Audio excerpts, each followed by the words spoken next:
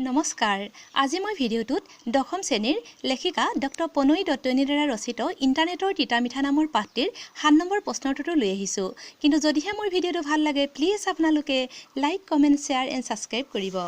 ইণ্টাৰনেটৰ তিতা মিঠা নামৰ পাঠটিৰ 7 নম্বৰ প্ৰশ্নটো আছে ইণ্টাৰনেটৰ তিতা মিঠা গল্পটোৰ নামকৰণৰ সাৰ্থকতা বিচাৰ কৰা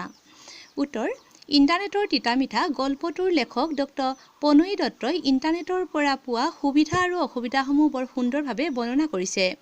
বিশ্ব ব্ৰহ্মাণ্ডৰ প্ৰতিটো ভৌতিক বস্তুৰে ভাল আৰু বেয়া দিশ থকাৰ দৰে ইণ্টাৰনেটৰো মিঠা সুবিধাৰ লগতে তিতা অসুবিধাও আছে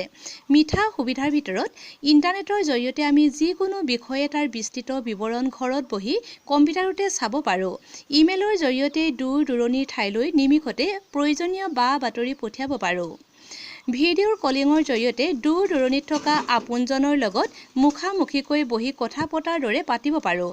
প্ৰয়োজনীয় বস্তুবোৰ বজাৰলৈ নোযোৱাকৈ ক্ৰয় কৰিব পাৰোঁ গল্পটোৰ মূল চৰিত্ৰ কুঁৱলীয়ে ইণ্টাৰনেটৰ জৰিয়তে লাভ কৰা এই অসুবিধাবোৰৰ কথা সুন্দৰকৈ প্ৰকাশ কৰিছে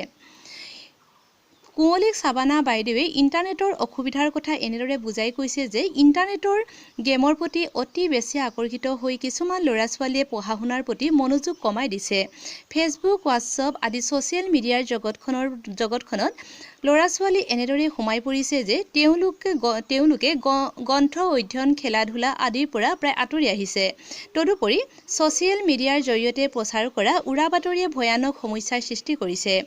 সাবানা বাইদেউৰ কথাখিনি শুনাৰ পাছত কুঁৱলীয়ে নিজৰ ভুল বুজি পাইছে গতিকে ক'ব পাৰি যে ইণ্টাৰনেটৰ তিতা মিঠা গল্পটোৰ নামকৰণৰ সাৰ্থক হৈছে